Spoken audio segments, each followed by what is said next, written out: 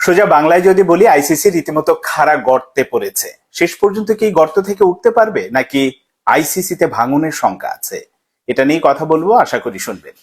শুরুতেই বলি, বিশ্বকাপ শুরু হতে মাত্র আর কয়েকদিন বাকি, কিন্তু এখন পর্যন্ত আমরা জানি না শেষ পর্যন্ত ভারত পাকিস্তান ম্যাচটা হবে কিনা।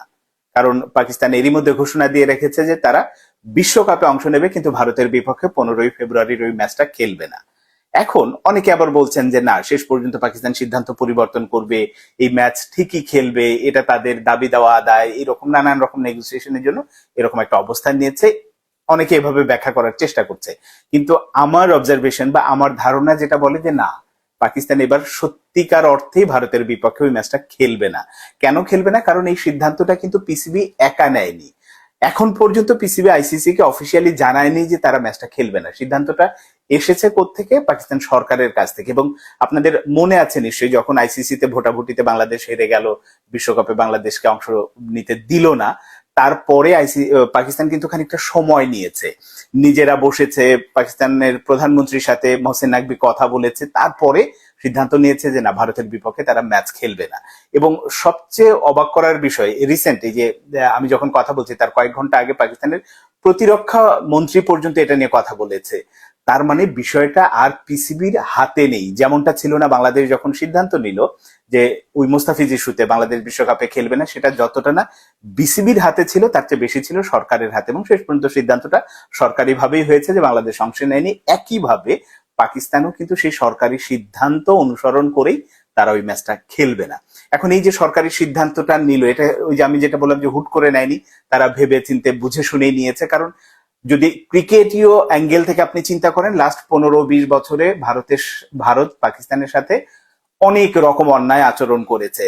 তাদের দেশে খেলতে যায়নি, দ্বিপাক্ষিক সিরিজ গুলোতে ভারতের ইচ্ছে মতো ভেন্যুতে হয়েছে। এই সবকিছু মিলে পাকিস্তান আর্থিক ক্ষতির মুখে পড়েছে এবং হয়েছে।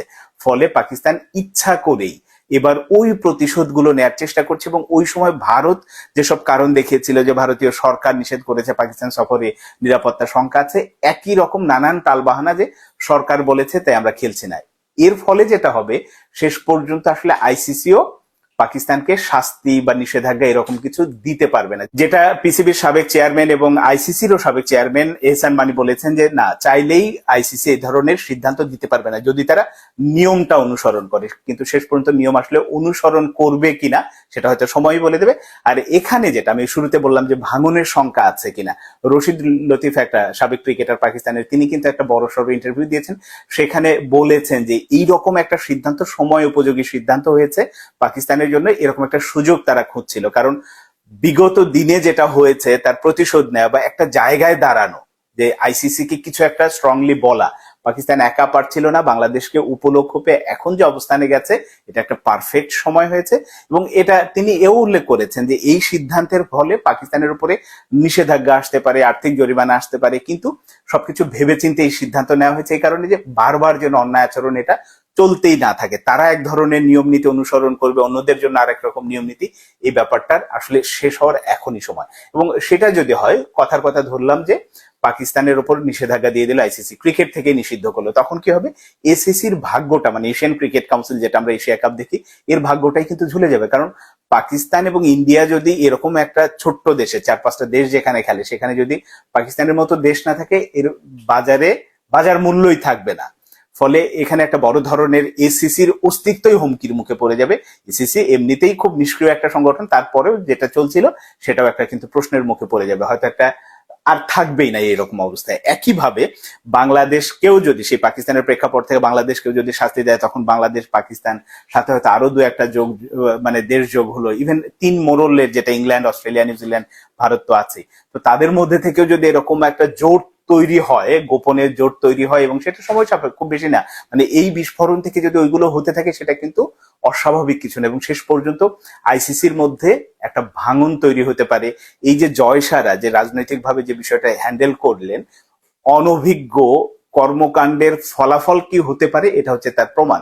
কারণ সেই মুস্তাফিজ ইস্যু দেখেন, শুরু হয়েছিল মুস্তাফিজকে দিয়ে, মুস্তাফিজকে কে আর যেন ছেড়ে দেয়, বিসিসিআই যে নির্দেশনা দিল সেটা মানলো, তারপরে পরিস্থিতি জলঘোলা হতে হতে এই পর্যায়ে এসে দাঁড়িয়েছে।